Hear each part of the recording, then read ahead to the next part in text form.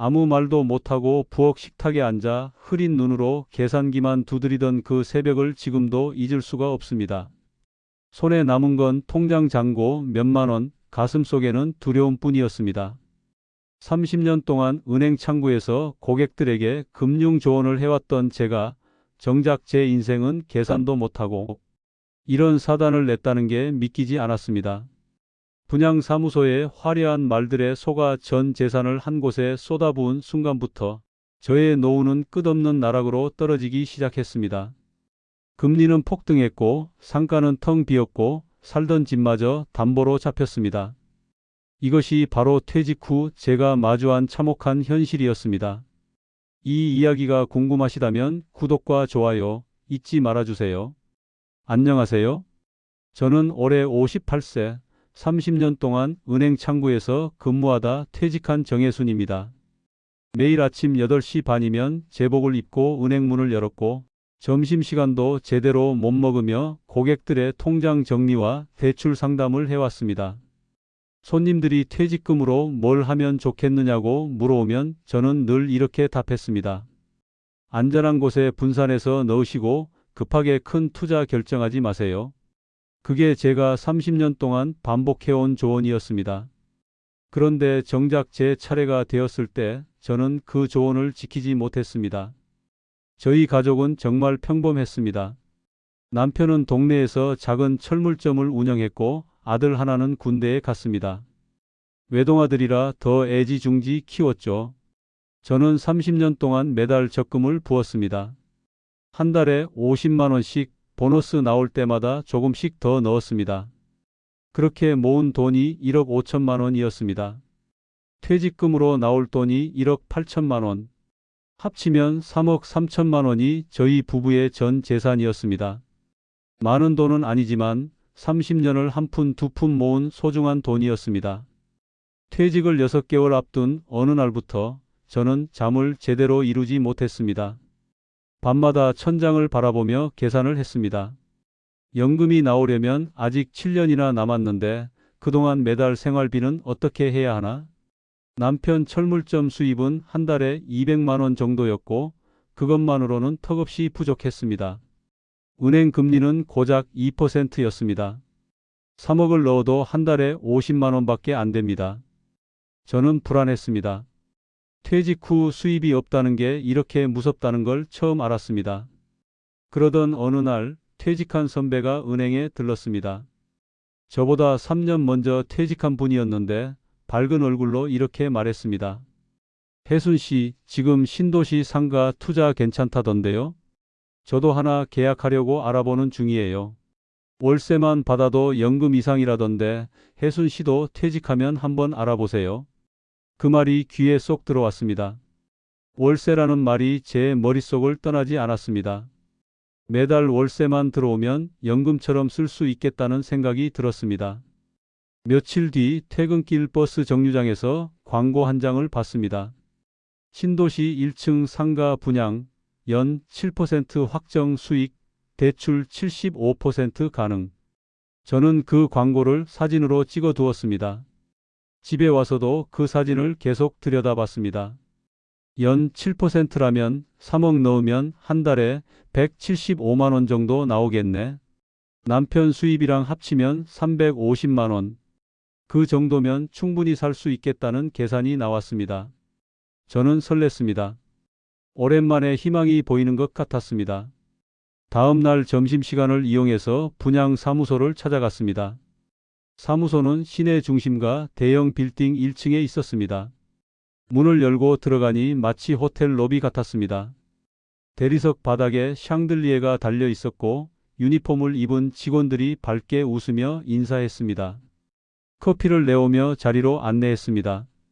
분위기에 압도되어서 조금 긴장했던 것 같습니다. 40대 중반으로 보이는 팀장이 나와서 명함을 건넸습니다. 웃는 얼굴이 인상적이었습니다. 정 선생님, 은행에 다니셨다고요? 그럼 투자에 대해 잘 아시겠네요. 사실 이번 신도시 상가는 정말 기회입니다. 여기 한번 보세요. 그는 태블릿으로 신도시 족감도를 보여줬습니다. 여기 12만 세대가 입주하는 거대한 신도시입니다. 주변에 대형마트도 들어오고 학교도 3개나 생깁니다. 그런데 상가는 딱 1블록뿐입니다. 공급이 턱없이 부족해요. 팀장은 계속 말을 이었습니다. 특히 1층 상가는 정말 귀합니다. 이미 거의 다 나갔고 지금 딱 하나만 남았어요. 가격은 10억인데 정 선생님 같은 분은 대출 7억까지 가능합니다. 본인 자금 3억만 있으면 됩니다. 저는 깜짝 놀랐습니다. 10억이라니 그건 제가 감당할 수 있는 금액이 아니었습니다. 그런데 팀장은 계산기를 꺼내 두드리기 시작했습니다. 대출 7억 원, 금리 3.5%로 20년 상환하면 월 401만 원 정도입니다. 그런데 이 상가 예상 임대료가 평당 6만 원입니다. 87평이니까 월 520만 원 정도 들어옵니다. 여기서 대출 상환액 빼면 월 120만 원 정도 순수익이 나옵니다. 나중에 대출 다 갚고 나면 월 520만 원이 전부 수익이고요. 숫자로 보니까 그럴듯했습니다. 저는 흔들리기 시작했습니다. 팀장은 더 강하게 말했습니다. 정 선생님, 지금 은행 금리가 2%잖아요. 3억 넣으면 한 달에 50만 원밖에 안 나옵니다. 그런데 여기 투자하시면 대출 상환하면서도 월 120만 원 벌고 나중엔 520만 원 버는 겁니다. 게다가 상가 가격도 오릅니다. 신도시는 무조건 오르거든요. 5년 후면 15억은 가볍게 넘을 겁니다. 제 머릿속이 복잡해졌습니다. 분명 계산상으로는 맞는 것 같은데 뭔가 불안한 느낌도 들었습니다. 그날 저녁 집에 돌아와서 남편에게 말했습니다. 여보, 오늘 신도시 상가 분양 사무소 다녀왔어. 남편이 눈을 크게 떴습니다. 상가? 우리가 무슨 돈으로 상가를 사? 저는 분양 사무소에서 들은 이야기를 차근차근 설명했습니다. 대출 받으면 되고 월세 받으면 대출도 갚고 우리 생활비도 나온다고. 남편은 고개를 저었습니다. 우리 전 재산을 거기에 넣는다고? 잘못되면 어쩌려고? 망하면 우리 집까지 날아가는 거야. 하지만 저는 이미 마음이 기울어 있었습니다. 여보, 은행 이자보다 훨씬 나아. 분양사무소에서 확실하다고 했어. 12만 세대가 들어오는데 상가가 텅텅 빌 리가 없잖아. 남편은 여전히 걱정스러운 얼굴이었습니다. 그래도 나는 불안해. 우리 돈 전부잖아. 한 번 더 알아보고 천천히 생각하자. 하지만 저는 조급했습니다. 팀장이 그랬습니다. 마지막 한계라서 이번 주 안에 결정하지 않으면 다른 사람한테 넘어간다고. 며칠 동안 저는 밤잠을 설쳤습니다. 머릿속으로 계속 계산을 했습니다. 월 520만 원 월세에서 대출 상환 400만 원 빼면 120만 원. 남편 철물점 수입 200만 원 합치면 320만 원. 충분히 살 수 있습니다. 게다가 상가 가격이 오르면 나중에 팔아도 되고. 저는 점점 확신이 들었습니다. 이게 기회다. 놓치면 안 된다. 은행원으로 30년 일하면서 늘 조심스럽게만 살았는데 이번 한 번은 과감하게 해보자. 제 인생에서 큰 결정을 제가 주도하는 순간이었습니다. 결국 저는 남편을 설득했습니다. 여보, 우리 이대로 있으면 노후가 불안해. 연금 나오기까지 7년인데 그동안 뭐 먹고 살아? 이 기회를 놓치면 후회할 것 같아. 남편은 한숨을 쉬었습니다. 당신이 그렇게까지 하고 싶으면 하세요. 대신 책임은 당신이 지는 거야. 저는 고개를 끄덕였습니다. 그래, 내가 책임질게. 그렇게 저는 분양사무소로 다시 찾아갔습니다. 계약서에 도장을 찍는 순간 손이 약간 떨렸습니다. 그래도 저는 이게 옳은 선택이라고 믿었습니다. 팀장은 밝게 웃으며 축하한다고 말했습니다. 정 선생님, 정말 잘 결정하셨습니다. 2년 후면 입주가 시작되고 그때부터 월세 받으시면 됩니다. 걱정 마세요. 저희가 책임지고 임대 관리해 드립니다. 저는 안도의 한숨을 내쉬었습니다. 이제 퇴직해도 걱정 없겠네. 월세가 연금처럼 들어올 테니까. 2022년 3월 드디어 상가가 완공됐습니다. 준공 소식을 듣고 저는 남편과 함께 신도시를 찾아갔습니다. 상가 건물은 깔끔했습니다. 1층 제 상가는 코너 자리에 있었고 유리창이 넓어서 시야가 좋았습니다. 주변으로 아파트 단지가 쭉 들어서 있었고 이삿짐 트럭들이 여기저기 보였습니다. 저는 남편에게 말했습니다. 여보, 봐. 사람들 막 들어오잖아. 곧 임차인 줄 설 거야. 남편도 조금은 안심한 표정이었습니다. 분양사무소에서는 임대 관리를 해준다고 했으니 저는 연락을 기다렸습니다. 일주일이 지났습니다. 연락이 없었습니다. 2주일이 지났습니다. 여전히 소식이 없었습니다. 저는 직접 분양사무소에 전화했습니다. 임대는 어떻게 되고 있나요? 직원은 밝게 대답했습니다. 아, 정 선생님. 지금 문의 몇 건 들어오고 있습니다. 곧 연락드릴게요. 저는 안심했습니다. 문의가 들어오고 있다니 다행이다. 하지만 한 달이 지나도 연락이 없었습니다. 저는 다시 전화했습니다. 이번엔 목소리가 조금 달랐습니다. 정 선생님, 아직 입주 초기라서 상권이 형성되는 중입니다. 조금만 기다려 주세요. 저는 불안해지기 시작했습니다. 2달째, 3달째가 지났습니다. 여전히 임차인은 나타나지 않았습니다. 저는 직접 부동산을 찾아가서 임대를 의뢰했습니다. 부동산 사장님은 중년 남자였는데 제 이야기를 듣더니 난처한 표정을 지었습니다. 정 선생님, 평당 6만 원은 좀 무리예요. 지금 여기 다른 상가들 보세요. 4만 원대도 많고 5만 원 넘는 곳은 거의 없어요. 저는 깜짝 놀랐습니다. 그럼 분양사무소에서 평당 6만 원이라고 한 건 뭐예요? 부동산 사장님이 한숨을 쉬었습니다. 그건 그냥 예상 수치였을 겁니다. 실제 시장은 다르거든요. 제 머리가 하얘졌습니다. 평당 6만 원이 아니라 4만 원이라면 87평 곱하기 4만 원은 348만 원입니다. 대출 상환액이 400만 원인데 임대료가 348만 원이면 오히려 마이너스입니다. 매달 50만 원 이상을 제가 보태야 한다는 뜻입니다. 저는 부동산에서 나와 상가 건물을 다시 봤습니다. 1층 상가 18곳 중에서 불이 켜진 곳은 딱 2곳이었습니다. 나머지는 전부 텅 비어 있었습니다. 저는 다른 상가 주인들을 만나봤습니다.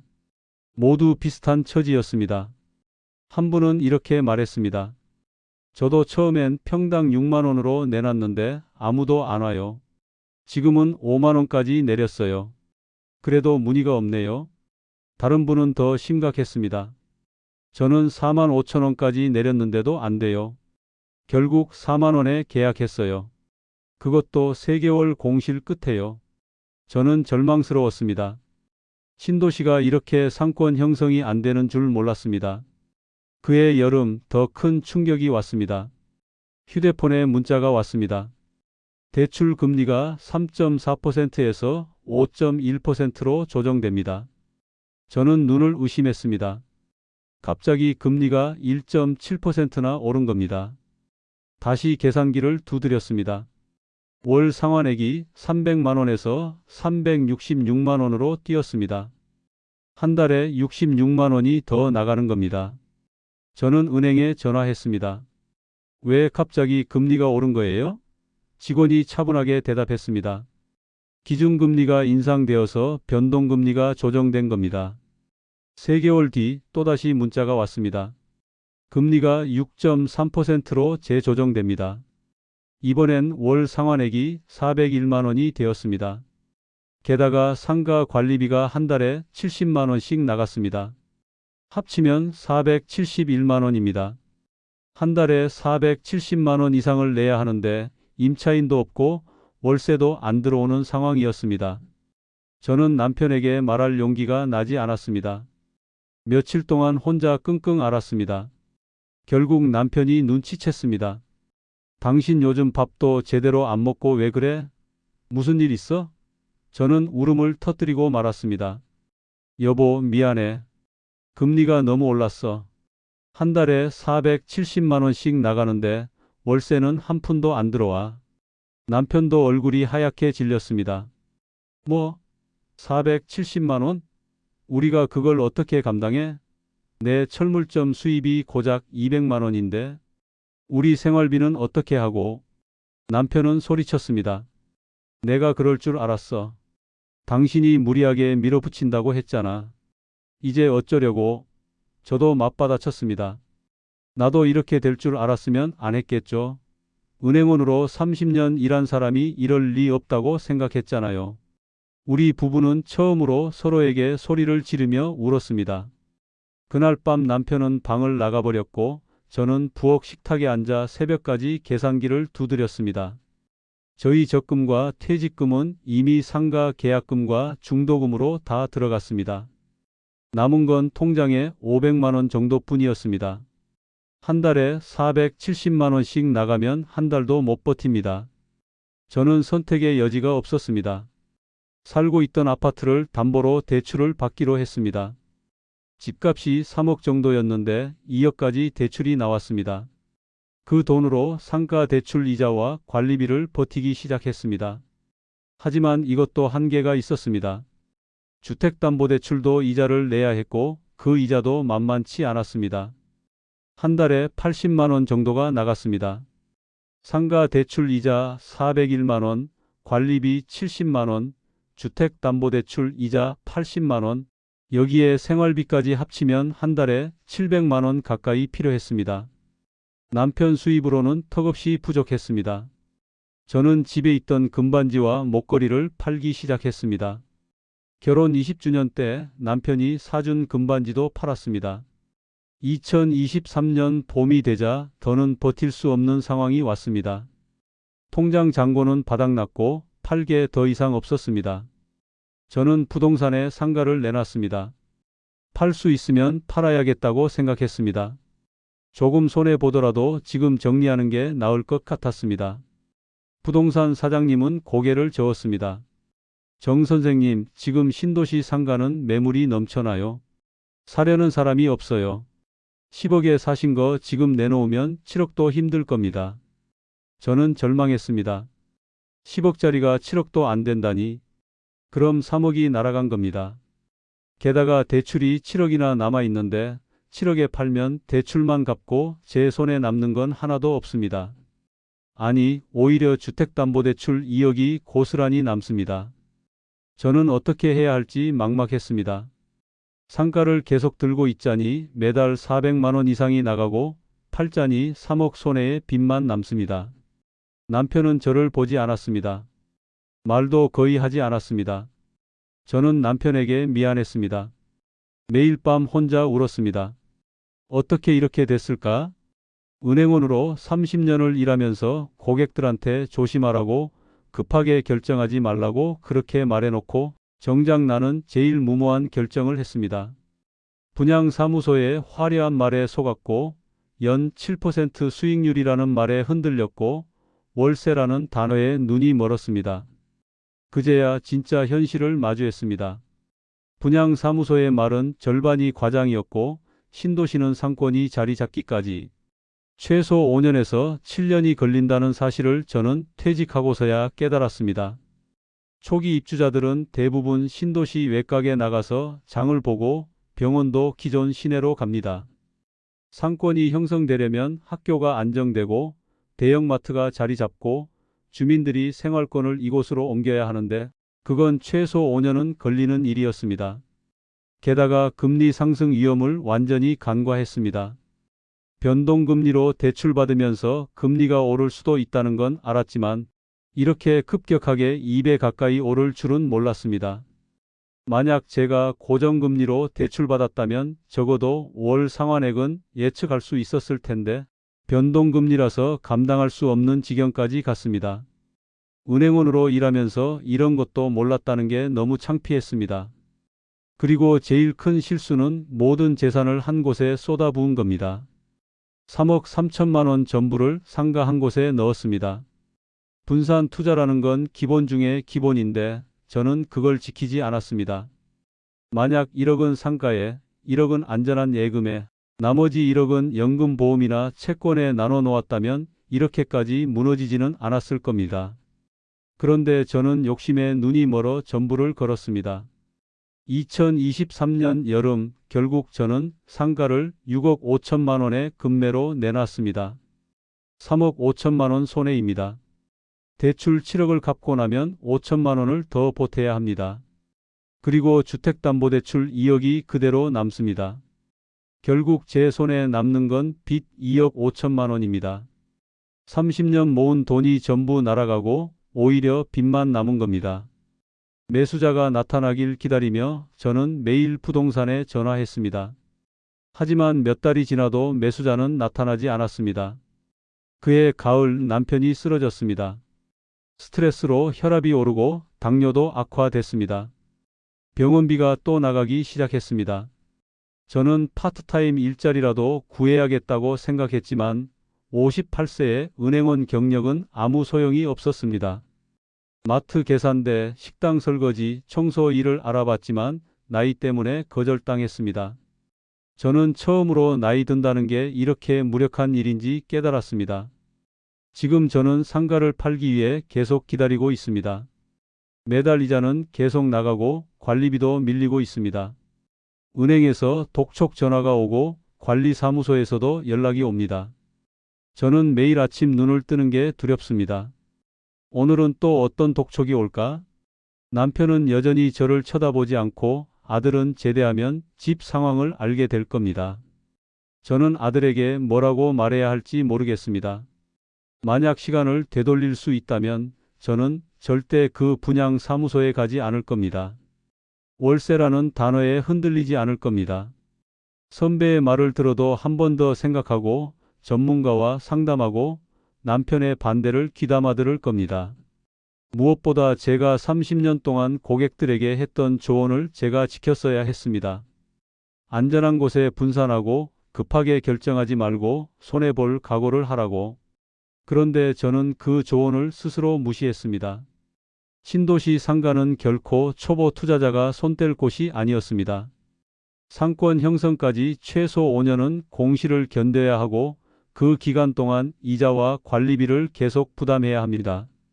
게다가 대출을 끼고 있으면 금리 변동 리스크까지 감수해야 합니다. 현금 여유가 충분하고 5년 이상 버틸 수 있는 사람만이 신도시 상가를 고려할 수 있습니다. 저처럼 퇴직금 전부를 걸고 덤비면 무너질 수밖에 없습니다. 연 7% 수익률이라는 말도 대부분 과장입니다. 분양사무소는 최상의 시나리오만 보여줍니다. 입주 즉시 만실, 평당 최고가 임대, 금리 안정, 상가 가격 상승. 하지만 현실은 정반대입니다. 입주 초기 공실 장기화, 시장 임대료는 예상의 절반, 금리 폭등, 상가 가격 하락. 만약 누군가 저에게 신도시 상가 투자에 대해 묻는다면 저는 이렇게 대답할 겁니다. 절대 하지 마세요. 당신의 전 재산을 걸지 마세요. 저는 지금도 그날 새벽 부엌 식탁에 앉아 계산기를 두드리던 모습을 잊을 수 없습니다. 손에 남은 건 통장 잔고 몇만 원, 가슴속에는 두려움뿐이었던 그날. 30년 동안 성실하게 일하고 한 푼 두 푼 모은 돈이 단 2년 만에 전부 사라졌습니다. 저는 제 자신이 너무 어리석었다고 생각합니다. 하지만 후회해도 돌이킬 수 없습니다. 이제 저는 남은 인생을 빚을 갚으며 살아야 합니다. 혹시 이 이야기를 듣는 분 중에 비슷한 상황을 고민하는 분이 있다면 부디 제 실수를 반복하지 마십시오.